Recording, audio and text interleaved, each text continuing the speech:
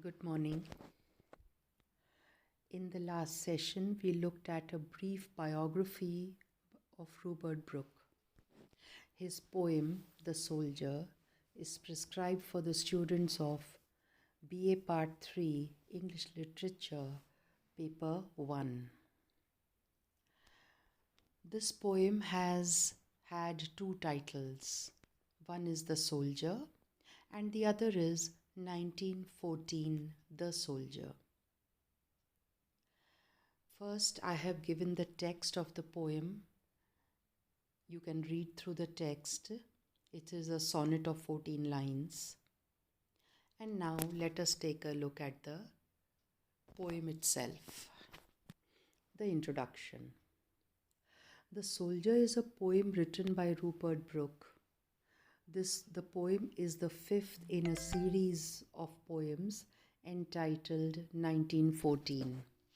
It was published in 1915 in the book 1914 and Other Poems.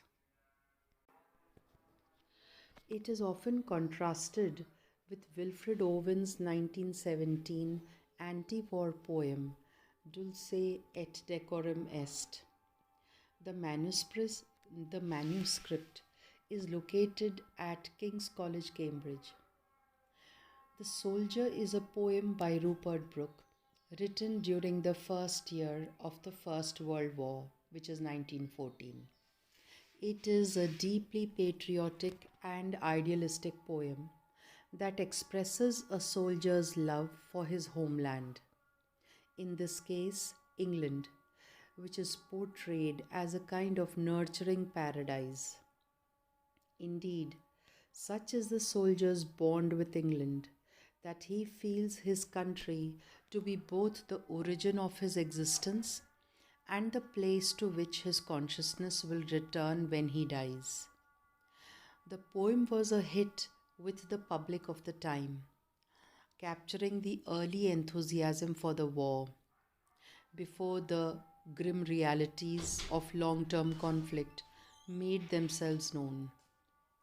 Nowadays, the poem is seen as something somewhat naive. Naive means childish, offering little of the actual experience of war. That said, it undoubtedly captures and distills a particular type of patriotism. The Soldier Summary. If I die in the war, the poet is trying to say, I want to be remembered in a particular way. Think of how the far off land on which I die will have a small piece of England forever. That earth will be enriched by my dead body, because my body is made from dirt born in England. England created me and gave me consciousness, gave me her blooming plants to fall in love with, and gave me my sense of freedom. My body belongs to England, has always breathed English air. England's rivers cleansed me, and I was blessed by England's sun. Also consider the way in which my soul, through death, will be made pure. My consciousness will return to the immortal consciousness like a beating pulse, and return the beautiful thoughts that England gave me.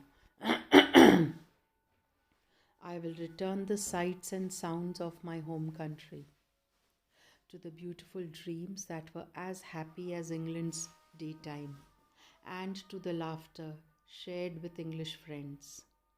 And I will return England's gentleness, which lives in the English minds that are at peace under the English sky, the English heaven where I will be at peace too when I die. The Soldier is a patriotic poem. It has been composed by Rupert Brooke. Rupert Brooke was the most handsome man of England of the time. He was a lover of peace as well as of his country, England. The poet's heart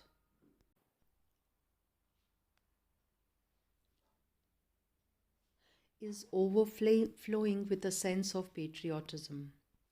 He says that an English soldier fights in a foreign land for his country, England. Life is uncertain in the battlefield because no one knows what will happen there. So the poet says that if he dies in a foreign land, that land would be forever England, because he always carries an England within him. He has got everything from England. He extends his gratitude to England. He expresses his gratefulness to his country time and again, saying that even noble thoughts, happy dreams, and a sense of laughter have come to his mind from his motherland, England. He says that all sins of his will be forgiven if he dies for his country. The poem here dignifies the act of a soldier. The poem gives us a strong sense of patriotism. Now we'll take the line by line explanation and analysis of the poem The Soldier. First, lines 1 to 4.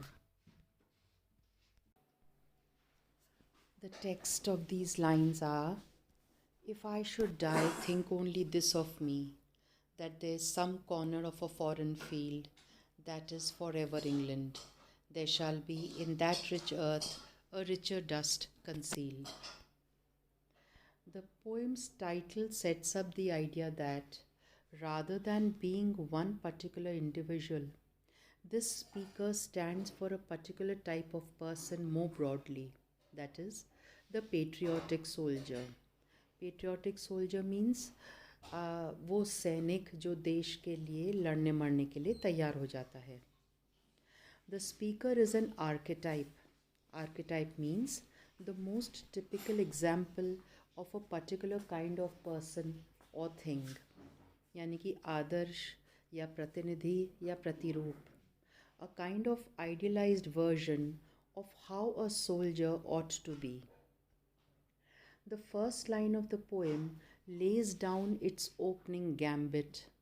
Gambit means an act or remark that is calculated to gain an advantage, especially at the outset of a situation. Implying that people need to grieve means cry the speaker's death for reasons that are about to follow. This is typical of the poem's form. Sonnets are often like arguments in miniature, in the sense that they are often open with an assertion, that is a statement that says you strongly believe that something is true, that the rest of the poem must go on to prove. This poem's point to prove is that people should not be sad about the speaker's death. And line 2 begins the reasoning behind this assertion.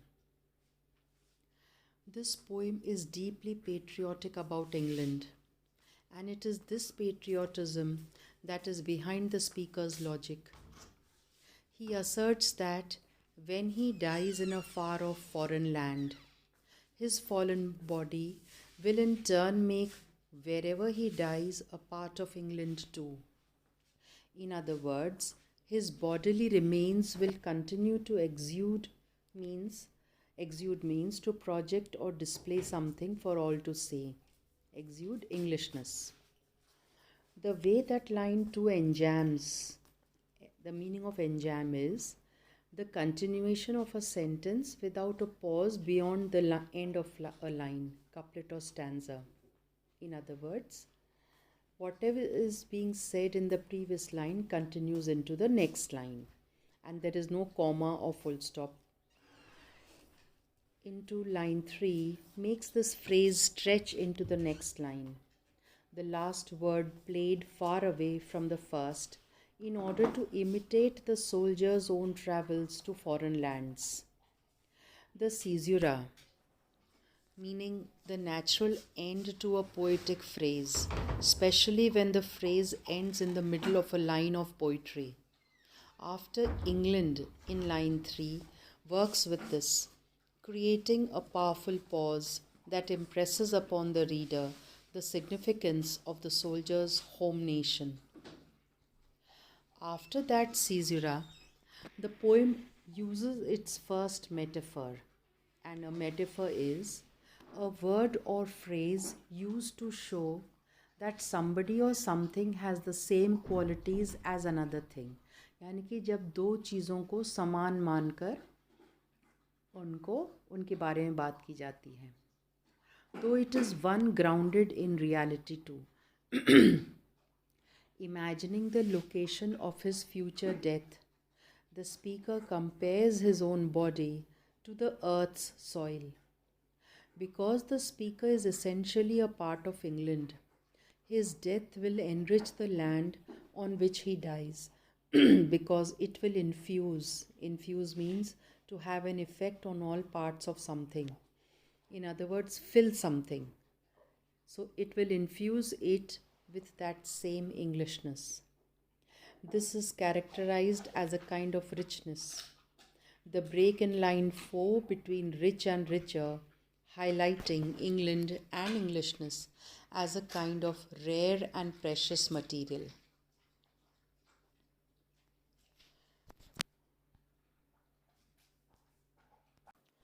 Lines 5 to 8. The text is, a dust whom England bore, shaped, made aware, gave once her flowers to love, her ways to roam. A body of England's breathing English air, washed by the rivers, blessed by sons of home. Whereas the first quatrain, a quatrain means a stanza of 4 lines, meaning he's talking about the first 4 lines of the poem's octave. Octave is sometimes called an octet or an 8-line stanza, sets up the poem's main premise. The second half deals more specifically with England, attempting to justify the speaker's claim that his dead body will enrich the surrounding land because, as a product of England, he will impart some of this Englishness into the surrounding soil.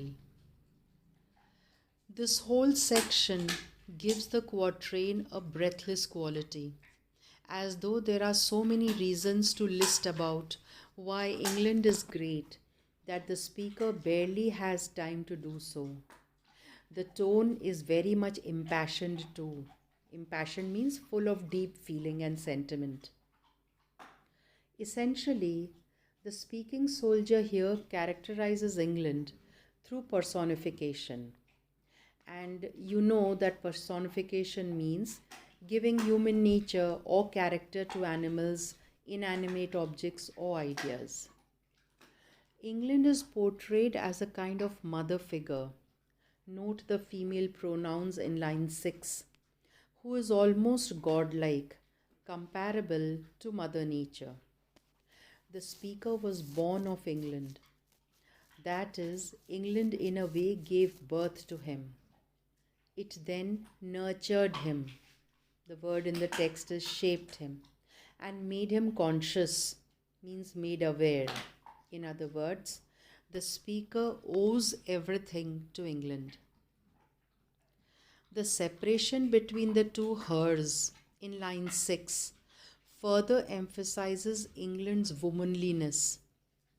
The First World War was fought predominantly by young men.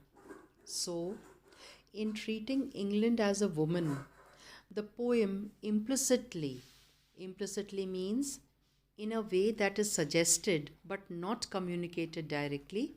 So the poem implicitly compares this country soldier's relationship not only to a mother-son relationship, but also to a romantic relationship between a man and a woman. In other words, the speaker feels a powerful connection to England in both body and soul. Line 6 also associates England with the ideals of past English poets like John Keats and Percy Bysshe Shelley, who emphasized the importance of nature and nurturing. Nurturing means to care for and protect something or someone while they are growing. So, emphasize the importance of nature and nurturing one's soul. The mention of flowers relates to unnatural beauty, and the ways to roam suggests a kind of innate means a quality or ability that you were born with. So it suggests a kind of innate freedom. That is, England literally provides the landscape for youthful romps, meaning to play roughly and energetically. जैसे बच्चे खेलते हैं, उठा पटक करते हैं, मस्ती करते हैं, गुत्थम गुत्था करते हैं, that is romping. And frolicking. Frolicking means to play or move about in a cheerful and lively way. दोनों शब्दों का romp and frolicking का लगभग एक ही अर्थ है. Metaphorically, it nurtures the appreciation of freedom, love, and the natural world. Line 7 restates that the speaker's body belongs to England and always will, because he has breathed English air all his life. The speaker is inherently English.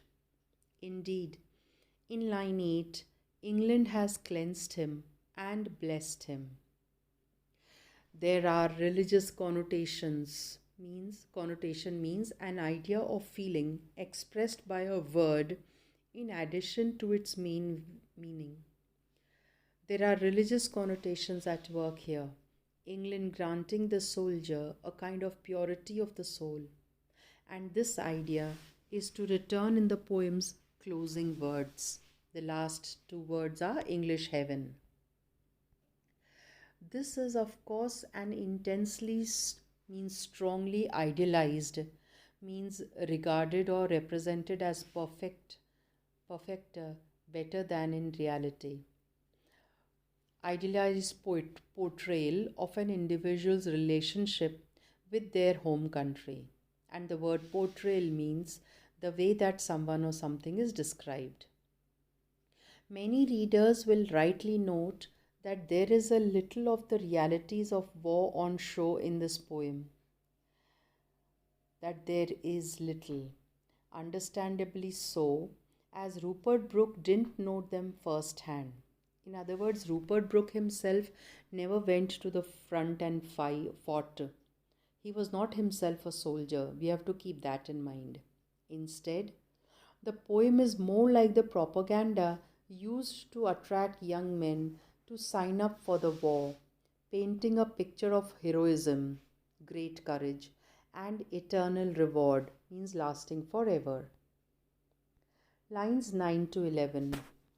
And think this heart all evil and shed away, a pulse in the eternal mind no less, give somewhere back the thoughts of England given. Line 9 marks the arrival of the poem's sestet. You know, I'm sure, that a sestet is the last 6 lines of a sonnet, which is a poem of 14 lines. Traditionally, in a sonnet, this marks the poem's volta. Volta means turn, when the speaker changes the direction of the poem's argument. Here, this is the point at which the speaker focuses his attention on the afterlife. Whereas the first stanza concentrated more on the speaker's body and his experiences of the physical world, this stanza discusses the fate of the speaker's soul. Through his patriotic death, the speaker imagines he will be transformed into a kind of pure Englishness. Indeed, even after death, something of the reciprocal relationship between himself and England will remain. It will think of him and he of it. There is definitely a religious sentiment at play in this section, inspired by the tradition of Christianity in England.